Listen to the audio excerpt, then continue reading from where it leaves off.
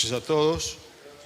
Vamos a volver con la carta de Pedro, esta carta tan importante que estamos meditando hace 2 jueves, una carta de mucho aliento para el pueblo de Dios en un momento muy difícil del pueblo de Dios. Son distintos padecimientos. Hoy los cristianos también padecemos.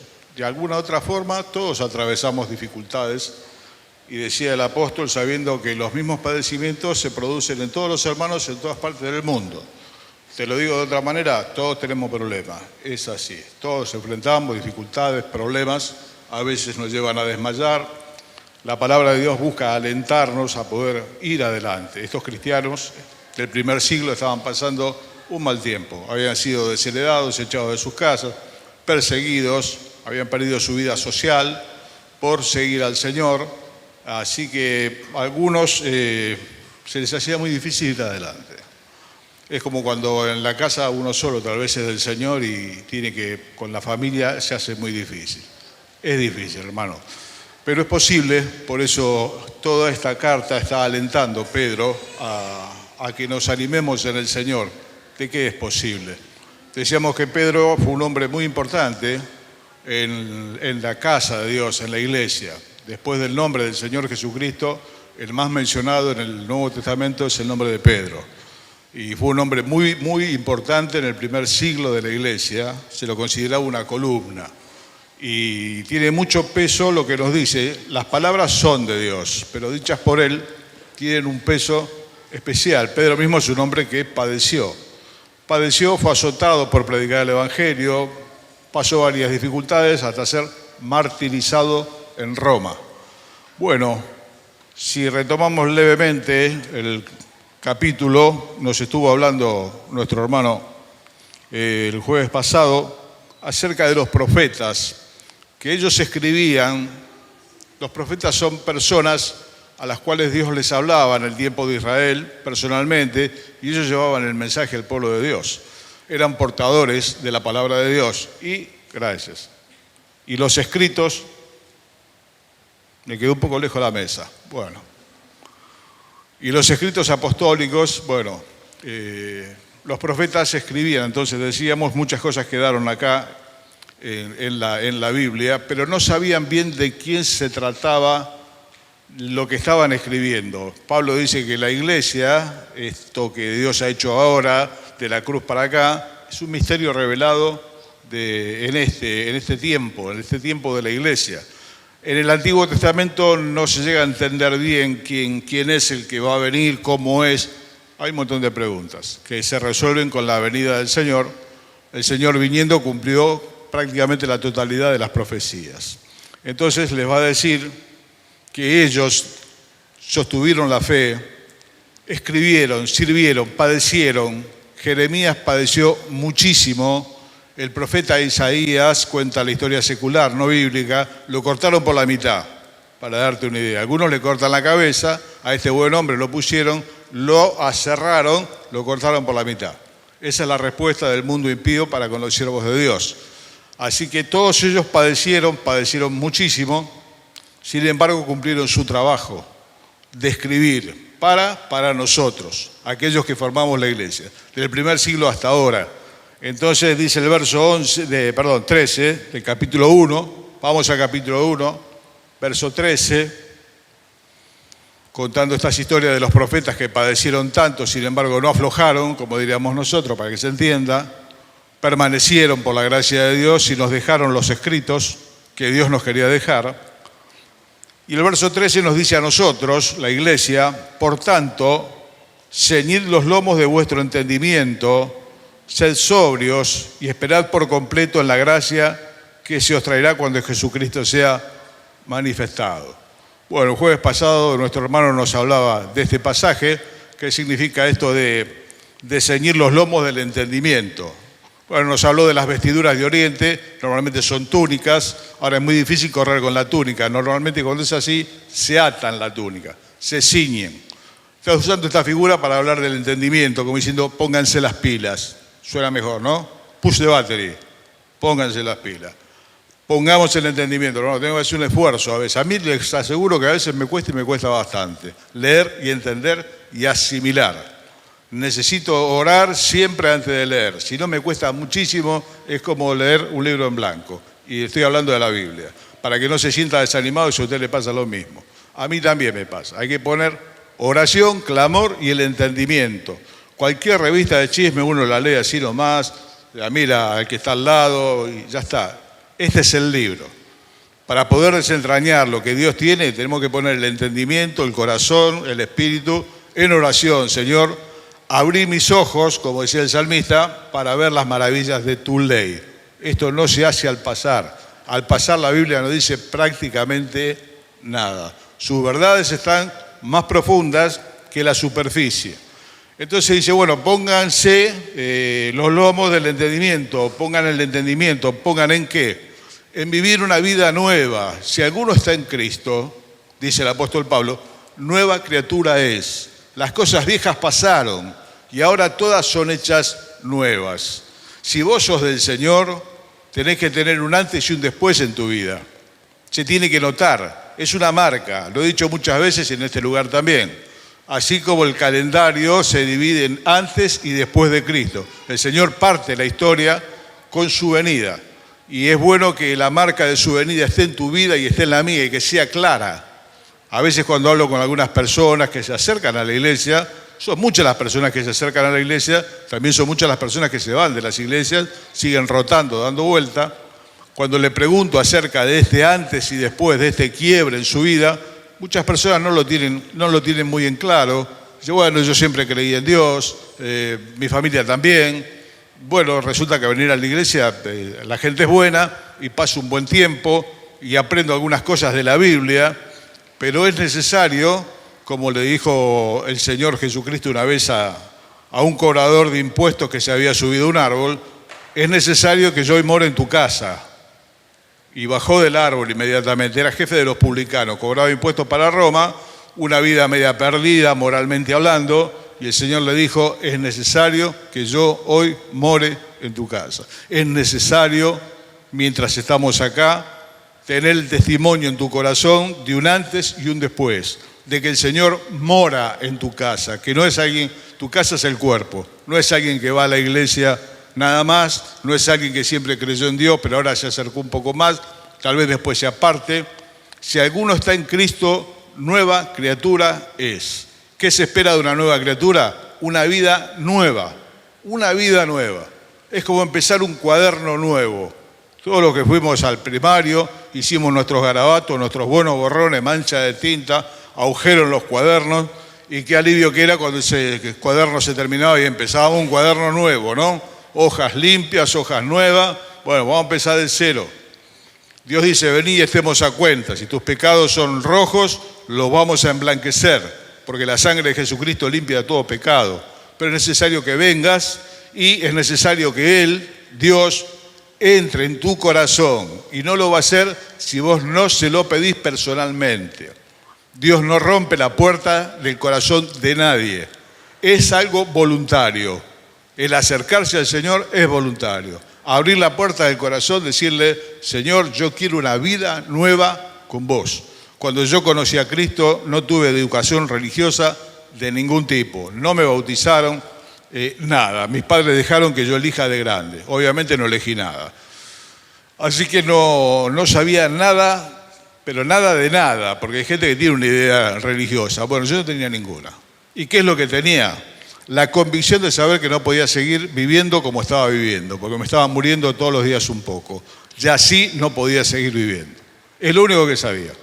Y alguien me habló, una tía mía me habló de la vida nueva en Jesucristo, de Jesucristo, del perdón de mis pecados, de la vida de Dios en mí. Bueno, yo me acerqué, no entendía mucho, por no decirte que no entendía nada.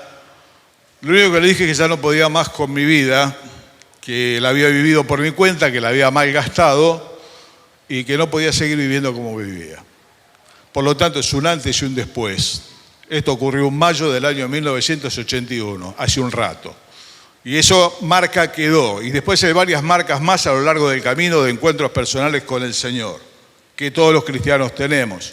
Entonces, ¿qué es lo que está diciendo ahora? Se espera una vida nueva para vos y para mí. Una vida en santidad y una vida en armonía con el resto de los cristianos. Este es el grueso de lo que vamos a leer hoy, si Dios lo permite, hasta el verso 25. ¿Qué consta la vida nueva? Una vida en santidad. Es una palabra rara. Yo te digo santidad, ya te da sueño. A ver los ojitos.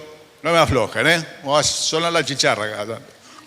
Santidad me da sueño. ¿Qué será esto de santidad? Los santos son los de la estampita.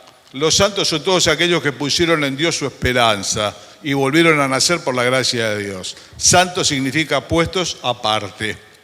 Bueno, Dios no nos quiere aparte en otro planeta, nos quiere en este planeta. El Señor oraba diciendo: no te pido que los quites del mundo, libralos del mal. Así como es necesario que el Señor esté en tu vida, viviendo su vida en tu vida y haya un antes y un después y una vida nueva, bueno, es necesario que esa vida se manifieste en dejar una vana manera de vivir, como vamos a leer hoy. Leemos el texto, hacemos alguna reflexión después, aguanten, los del fondo no se me duerman. Acá se ve todo, ¿eh? Si vos te saco con la boca cerrada. Un ejercicio que le voy a hacer así, pero vas a ver que en media hora terminamos y te vas contento a tu casa. Muy bien. Por tanto, verso 13, ceñid los lomos de vuestro entendimiento, sed sobrios y esperad por completo en la gracia que se os traerá cuando Jesucristo sea manifestado. Como hijos obedientes, no os conforméis a los deseos que antes tenían estando en vuestra ignorancia, sino como aquel que os llamó es santo, sed también vosotros santos en toda vuestra manera de vivir, porque escrito está: sed santos, dice Dios, porque yo soy santo. Y si invocáis por Padre aquel que sin acepción de personas juzga según la obra de cada uno, conducíos en temor todo el tiempo de vuestra peregrinación, sabiendo que fueron rescatados de vuestra vana manera de vivir, la cual recibieron de vuestros padres, no con cosas corruptibles como el oro o la plata, sino con la sangre preciosa de Cristo, como de un cordero sin mancha y sin contaminación, ya destinado desde antes de la fundación del mundo, pero manifestado en los postreros tiempos por amor de vosotros, y mediante el cual creéis en Dios, quien le resucitó de los muertos y le ha dado gloria para que vuestra fe y esperanza sea en Dios. Después leemos el otro pedacito también. Como hijos obedientes, obedecimos al Señor, respondimos al llamar, dejamos una vida. Es el deseo, obviamente, que todo cristiano tiene que tener en su corazón, todo verdadero cristiano, dejar una vana manera de vivir, dice Pedro, la que heredamos de nuestros padres, algunos de una forma, otra de otra, pero es una vana manera, es una manera vacía de vivir, que es el problema del ser humano en el día de hoy. No es económico, no es que la computadora le anda mal, es un problema de adentro, de una vida vacía que no tiene sentido, que es levantarse cada día para ver cómo empieza, cómo termina, no tiene propósito, no tiene esperanza, más que algunas muy triviales, muy sencillas, que cuando se alcanzan se agotan. Dios nos llama a los creyentes a una esperanza viva, que es el Señor Jesucristo, ahora y en su venida. Entonces, ¿qué le dice? No se conformen a los deseos que tenían antes cuando estaban en ignorancia, sino como aquel que los llamó es santo, Dios, sed también vosotros santos en toda vuestra manera de vivir, porque escrito está: sed santos, porque yo soy santo. Bueno, hermano, si sos del Señor, santo sos vos. Por la gloria de Dios, por la gracia de Dios, santo soy yo también, así como me ven. Es un acto de la gracia de Dios, no tiene que ver con nuestros méritos. No es que el de la estampita es más bueno que vos, no tiene nada que ver. Es parte de un comercio el de la estampita.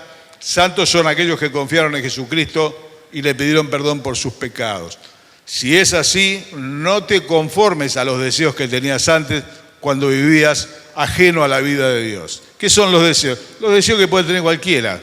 Bueno, ya con esto me alcanza, tantos deseos, tantas cosas distintas. Hermano, Dios tiene cosas nuevas, cosas que el ojo no vio, ni el oído oyó, son las que Dios preparó para los que le aman. Tenemos que levantar la mirada al cielo, tenemos que levantar la mirada al Señor. La presión nos hace ver mucho para abajo, nos hace ver mucho la tierra, las metas terrenales de algunas personas. Dios nos llama mucho más, hermano, que que tener un buen trabajo, que si lo tenés, dale gracias a Dios, y tener salud y tener amor, que es la fórmula mágica de este mundo, tener esas tres cosas. Dios tiene mucho más para vos. No te conformes, no tomes la forma, nos explicaba el otro día Lomovaski, no tomes la forma que tiene de vivir la gente que no es de Dios. ¿Y cómo te lo explico claramente? Y si hay una infracción, ¿sabes qué hace con la infracción del policía? Saca la billetera, le da unos pesos junto con el registro y se terminó. Y si hay que hacer un trámite y no funciona, también hay una ventanilla donde vos pones unos pesos y funciona. Pero los cristianos no funcionamos de esta manera. Los cristianos no engañamos. Dijo el Señor que vuestro sí sea sí y vuestro no sea no. Listo, acá no hay que jurar por nadie, no hay que romperse la ropa. Tu palabra es sí, tu palabra es no, y nosotros nos manejamos de esa manera. El hombre íntegro, la mujer íntegra, dice la Biblia, ni aún jurando en contra suyo, por eso cambia. ¿Me entendiste el pasaje? El hombre, la mujer de Dios, ni aún jurando en contra suya, por eso cambia.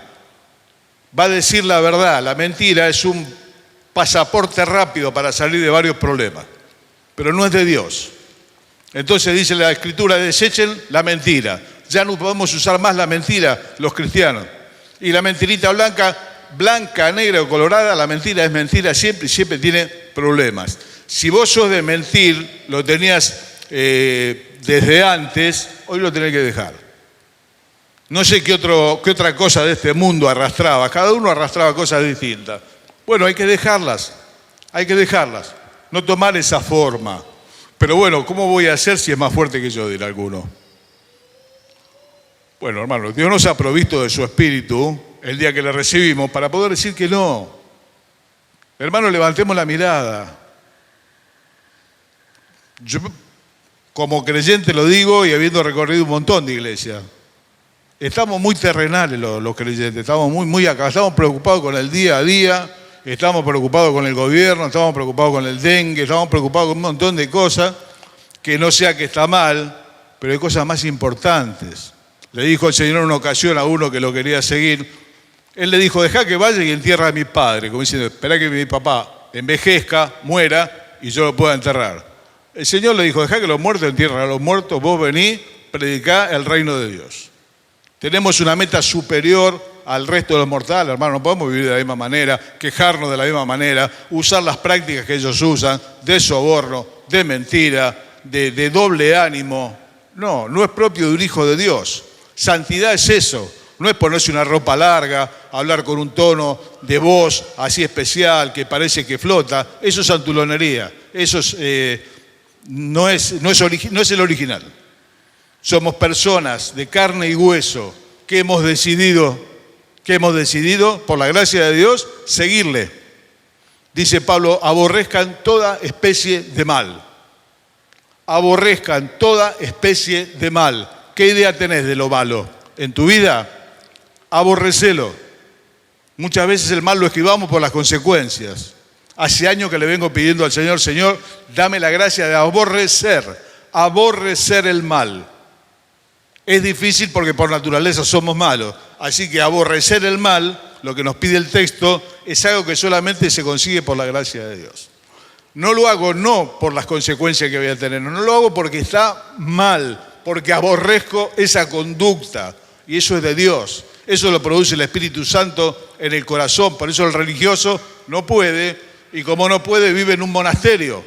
Se aísla de todo, vive ahí adentro. Y cuando tiene malos pensamientos se golpea y se lastima. Pero eso no es la vida en Cristo. La vida en Cristo habla de hombres y mujeres que somos padres, madres, trabajamos, vamos, venimos, nos enfermamos, gracias a Dios nos curamos y otras veces no, como sea, personas de carne y hueso. ¿Y son santos? Somos santos nosotros. ¿Y cómo tenemos que vivir? Como tales. Ya no podemos andar como andábamos antes. Esto es lo que está diciendo. Santidad es eso. Aborrecer toda especie de mal, no a los malos.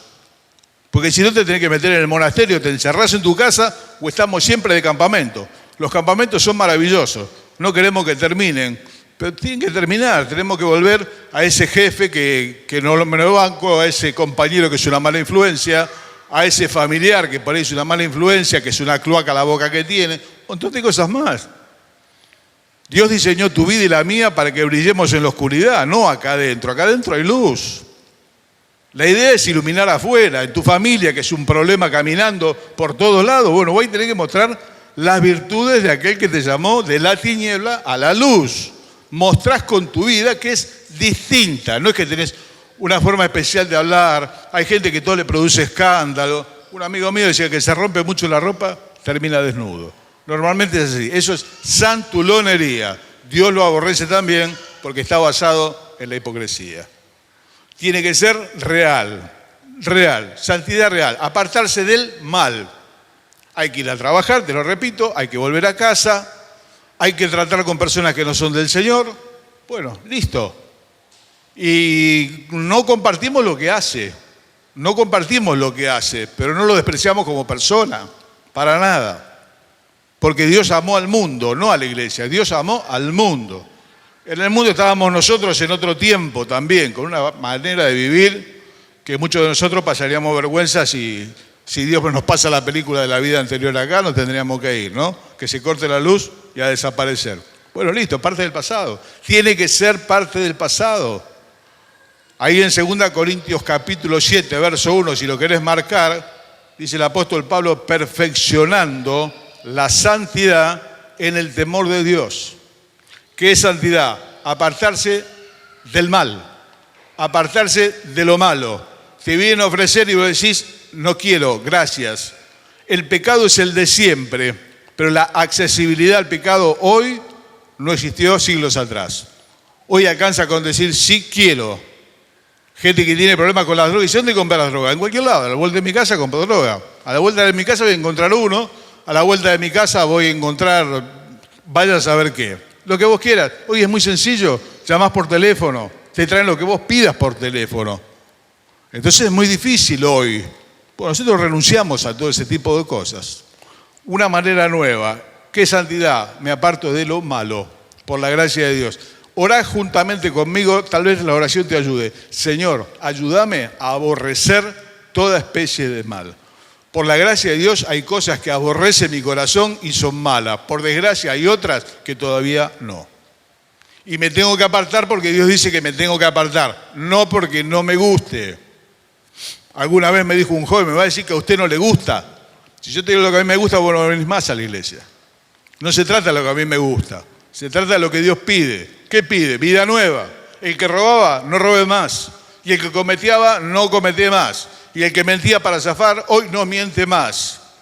Y no practica una cantidad de cosas que la gente practica porque es normal. Será normal para él, no es normal para nosotros. Que somos el pueblo de Dios. Somos un pueblo especial. Esto no nos lleva a la soberbia. Somos así porque Dios fue bueno con nosotros y nos recibió. Entonces, ¿cómo perfeccionamos la santidad? En el temor de Dios. ¿Y cómo podemos temer a quien amamos? ¿Cómo es esto del temor de Dios? ¿Podemos temer a alguien a quien amamos? Mire, muchos de nosotros hemos temido a nuestros padres. Hoy es al revés, los hijos le pegan a los padres, pero los que tenemos más de 20, más 30, 20 y 40, o un poco más, hemos amado profundamente a nuestros padres. Y en algunas cosas le teníamos temor a nuestros padres también. ¿Qué tememos? No, bueno, al revés, no tememos ir al infierno. Ya el Señor pagó por nosotros. Si tenés miedo de eso, sacátelo de la cabeza. Si tenés miedo a la muerte, es lógico que lo tengas, pero sacátelo de la cabeza porque no es el problema. Tenemos que, en el temor de Dios, decíamos, dejar lo que está mal. ¿Temor a qué? Yo tengo temor a desagradar a Dios, hermano, ese es el punto.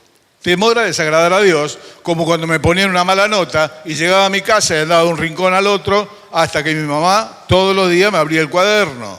Entre paréntesis, chico que anda mal en los estudios, padre que están ausentes, va así al pasar por el mismo precio. Padres ausentes en el cuaderno. Yo llegaba, lo primero que hacía mi mamá, cuaderno. Y si había una mala nota, yo estaba temiendo. Lo conté varias veces. Mi mamá pegaba con la izquierda y con la derecha. Y era ambidiestra. Así que era para temer. Y ya no veíamos cómo llegar a casa y decirlo lo que pasó. Bueno, hermanos, nosotros perfeccionamos la santidad en el temor de Dios, teniéndole presente. Yo a veces veo conductas, como pastor he escuchado un montón de cosas, Walter también. Y algunas veces quedo sorprendido, no porque haya pecados nuevos, por la naturalidad con que lo comete, entra y sale. ¿Cómo podés hacer lo que estás haciendo? ¿Me contás que haces lo que estás haciendo y no tenés pesar? Ninguno de nosotros está libre de pecado. Todos podemos cometer el peor de los pecados que vos te imagines. Pero atrás morir de tristeza, de angustia, de dolor por haber caído, por haber fracasado. Yo cuando veo un creyente que puede entrar, salir, hacer lo que está mal, ir y venir, no tiene temor de Dios. Y la persona que no tiene temor de Dios es la persona que no es cristiana. La persona que no es del Señor no tiene temor de Dios delante de sus ojos, dice la Biblia.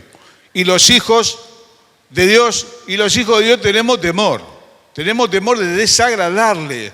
Yo tengo temor de que deje de bendecir mi vida. Hoy soy testigo, más que otra cosa, lo dije varias veces, de la bondad de Dios para conmigo. Dios fue demasiado bueno conmigo, demasiado. Los que me conocen un poco más y conocen la familia, todo lo que Dios ha dado. ¿Cuál es el temor? Cuando el rey David, que fue un gran hombre de Dios, pecó, lo visitó un profeta, un hombre que hablaba de parte de Dios.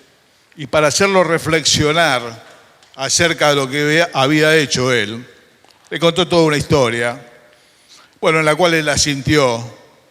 Dios le dijo, yo te di la casa de tu señor, porque David era un pastorcito de oveja, nada más, no era del linaje real.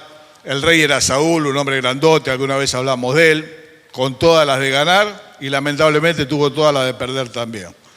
Te di la casa de tu señor, te tomé de atrás del rey del rebaño, te di de todo.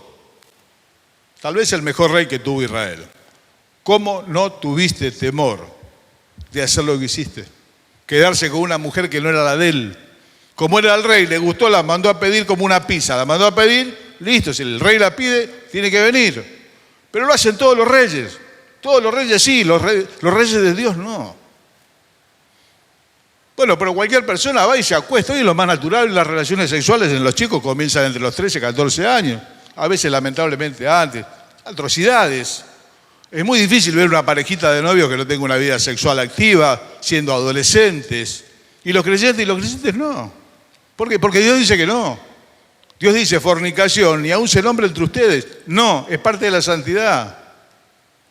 La palabra de Dios dice, la voluntad de Dios es vuestra santificación, que se aparten de fornicación, de toda esta lujuria en la que vive el mundo, la televisión, internet, todo. Nosotros decimos que no. Nuestros jóvenes dicen que no. Y no es que no tengan ganas de tener relaciones. Y si las tienen en buena hora porque están sanos. Si no, tendríamos que llevar al médico. Pero no se puede. ¿Por qué? Porque Dios dijo que no. Porque Dios diseñó la sexualidad dentro del matrimonio. No fuera, no antes, dentro del matrimonio. ¿Y cómo honramos a Dios? Obedeciendo. No haciendo lo que hace el resto. Esa es la diferencia de la santidad. ¿Cómo se mejora? Se mejora en el temor de Dios. Teniéndole presente, de disgustarle. Yo tengo temor, te lo vuelvo a repetir, de que deje de bendecirme. Pues, ¿qué es lo que querés en tu vida? La bendición. Alguna vez hablamos de Jabes. ¿Qué pidió Jabes? Yo quiero la bendición. ¿Por qué luchó tanto Jacob? Porque quería la bendición. La bendición de Dios enriquece y no añade tristeza con ella. Es lo mejor que te puede pasar. Que Dios te bendiga. Pero la obediencia abre esa puerta de la bendición. Aunque hoy a veces la obediencia en algunos grupos cristianos se ve como legalismo. No, esto es legalismo. No, esto no es legalismo. Esto es la palabra de Dios. Que dice hasta acá y de acá para acá sí, de acá para acá no. Y nuestra manera de agradarles viviendo de esa manera. Sabiendo, verso 18, que fueron rescatados de vuestra vana manera de vivir, que heredaron de vuestros padres, no con cosas preciosas como el oro o la plata, sino con la sangre preciosa de Jesucristo. Querido hermano, querida hermana, vos y yo fuimos lavados de nuestros pecados con la sangre del Señor. Ni de un ángel, ni de un arcángel, de Dios mismo, hecho hombre. Derramó su vida hasta la muerte. Y con esa sangre Dios limpió tu pecado y mi pecado, y de tus pecados no me acordaré más, dice Dios. No podemos nosotros voluntariamente tirarnos de cabeza al barro, hermano. ¿Se entiende lo que te estoy diciendo? Fuimos lavados, rescatados de esa manera de vivir, no con cosas. No, fue con la sangre del Señor.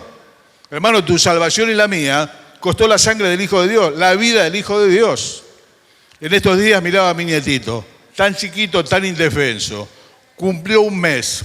Necesita el cuidado de los padres, necesita el cuidado de todos los que están alrededor. Como cualquier criatura, el Señor Jesús también alguna vez tuvo un mes de vida y pensaba en eso y creció de esa manera. Nació para morir, destinado, no es que está predestinado, Él está destinado desde antes de la fundación del mundo para morir por vos y por mí. Y vos y yo estamos acá porque Él murió por nosotros y nos perdonó. ¿Cómo yo me voy a tirar de cabeza en la suciedad de la cual fui rescatado? Fuimos rescatados de una vana manera de vivir, vacía, pecaminosa, engañando unos a otros, siendo engañados. La desesperanza, la forma de vida que tienen tantas personas, los suicidios, tantas cosas, la desgracia familiar, vidas destrozadas. A veces llegan a la charla personas, la vida destrozadísima. La sangre de Jesucristo rescata. Pero si fuimos lavados, si fuimos limpiados, ¿cómo nos vamos a tirar de cabeza otra vez en el barro? La impureza es una elección, no es una enfermedad. La impureza es una elección. Yo elijo hacer lo que voy a hacer. Queda muy bien decir, no, el diablo me tentó. No, lo que pasa es que quise hacerlo y lo hice. Punto y aparte. Me gusta y lo hice. Pero el temor de Dios es lo único que me puede detener. Saber el precio que se pagó, hermano, por mi asiento en este lugar. Entonces, uno de los propósitos, ¿cuál es? Vivir en santidad, apartado del mal, no en el monasterio, apartado del mal. Todos los años pasa, compramos el billete, vos, yo te agradezco, jueguenlo, yo no juego, porque la plata se gana trabajando, no con la lotería. Un montón de gente hoy arruinada por el juego, ¿eh? Salen propaganda todo el tiempo, juega acá, juega allá. Yo conozco creyentes arruinados por el juego. Al pasar, te digo una, nosotros los creyentes no jugamos a ese tipo de cosas. Por dinero no lo hacemos. Es parte de la vida nueva. Vida nueva. Y finalmente dice, verso 22, habiendo purificado vuestras almas por la obediencia a la verdad mediante el Espíritu, para el amor fraternal no fingido, amaos unos a otros entrañablemente, de corazón puro, siendo renacidos no de una semilla corruptible, sino de una incorruptible, por la palabra de Dios que vive y permanece para siempre. Porque toda carne es como hierba, toda gloria del hombre como flor de la hierba se seca, la flor se cae, mas la palabra de Dios nuestro permanece para siempre. Y esta es la palabra que por el Evangelio os ha sido anunciado. ¿Para qué fuimos lavados, entre otras cosas? Para el amor fraternal no fingido. Se finge el amor totalmente.